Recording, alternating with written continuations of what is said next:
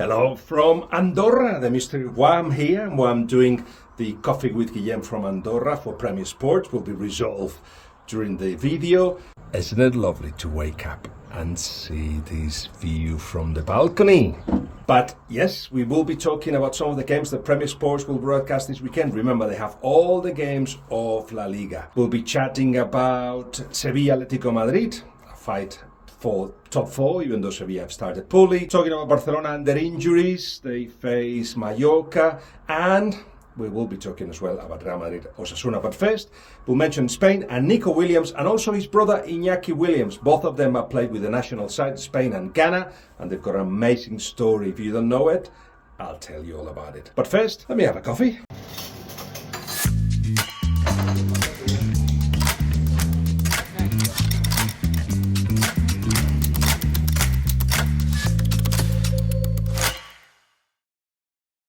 You ever wondered what people like me do in International Week? Well, I'll give you a glimpse of it.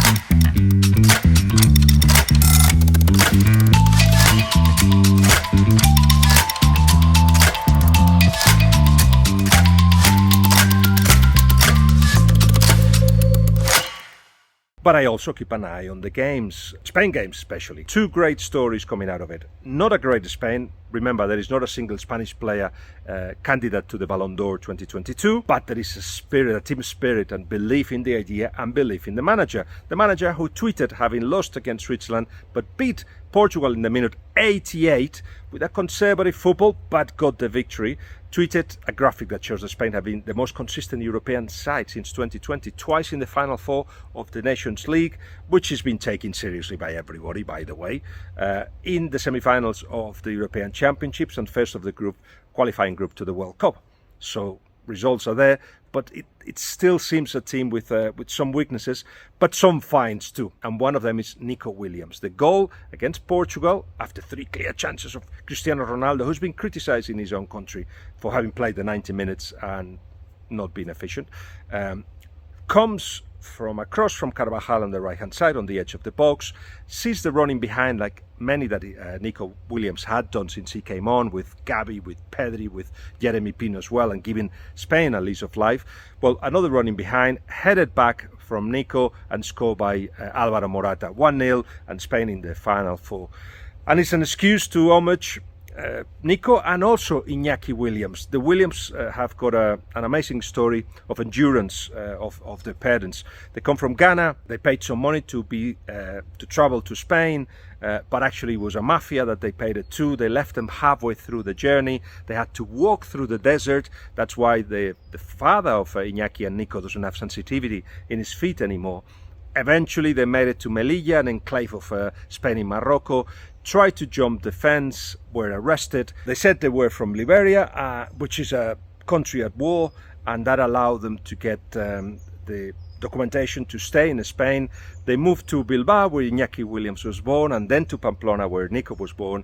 Dad went to England, to London, but mom looked after both kids. And it wasn't until Iñaki was 18 when he started opening his eyes to the world and asking his mother what had happened. That's when he realized that his parents had gone through all of that. So as an homage, Iñaki has decided to be with Ghana.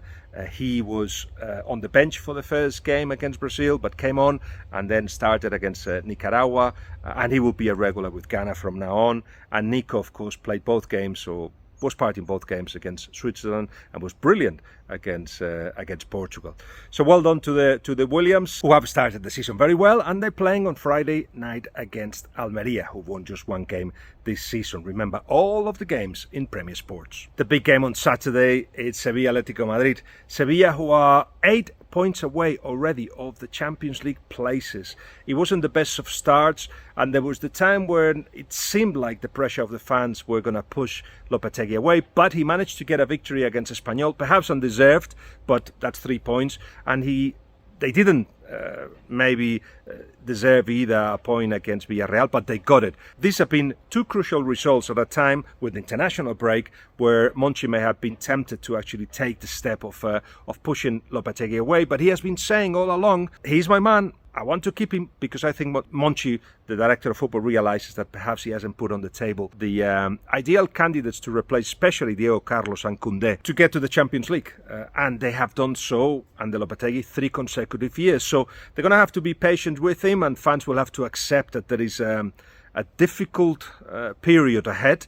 And if they do so, if they accept that, Sevilla should come out with goods, because they have good enough players to be candidates to top 4 for sure. Same as Atletico Madrid, who of course lost against Real Madrid just before the break, and they've got some players like Savic coming back from injury. What they need though is consistency in the idea, not so many changes during the game, and more effectiveness up front. Griezmann will play only the half an hour. Yes, he started against Real Madrid, but remember, Simeone will only use him for about 10, 12, 13 games all season. Maybe he considers this is one important one, but as long as the situation doesn't change, in which by playing 50% of the games of his 2-year loan, it means that Atletico Madrid will have to pay 40 million that they don't want to pay. While that continues like that, then Griezmann will start from the bench a lot of the games. There have been negotiations and talks between agent and both clubs, but not between the clubs yet, so we haven't got a solution inside just yet, which means that Griezmann will come on and will be a super sub, which has been. Scored 3 goals already in all competitions. And Barcelona, who plays Mallorca in the last game of the Saturday at Mallorca, they have the difficulty of overcoming what we call the FIFA virus. This is when players get injured, and Araujo is out. Héctor Bellerín wasn't playing for the national side, but he's out as well. Frankie de Jong, Koundé, Memphis Depay. So you are talking about some players, especially Araujo, which is a fascinating situation. He wanted originally not to be operated, with the idea of see if he could recover and play the World Cup. He spoke to Xavi and says, look, you are a club man. It's Barcelona who pays your wages. We want you to recover for what it will be a very important second half of the season, in a year in which Barcelona have to win trophies. And he decided to operate. That keeps him out of playing for 3 months. World Cup is probably forgotten, and he will have to recover for the rest of the season. Barcelona have got centre-backs to replace him, of course, in Christensen and Eric Garcia for certain. I think Piqué still not in the reckoning. They will be them two starting. And they're facing a Mallorca side that have started the season well. 2 victories, 2 draws, which puts them mid-table. That is the hope, to remain there. With Javier Aguirre, one of those managers that you have to listen every time he talks, when they ask him a couple of weeks ago, what do you do, after a defeat? I go home, put my feet up, open a bottle of scotch and drink. After 13 jobs in the last 27 years, in which he's just done everything. He likes to put the pressure into himself.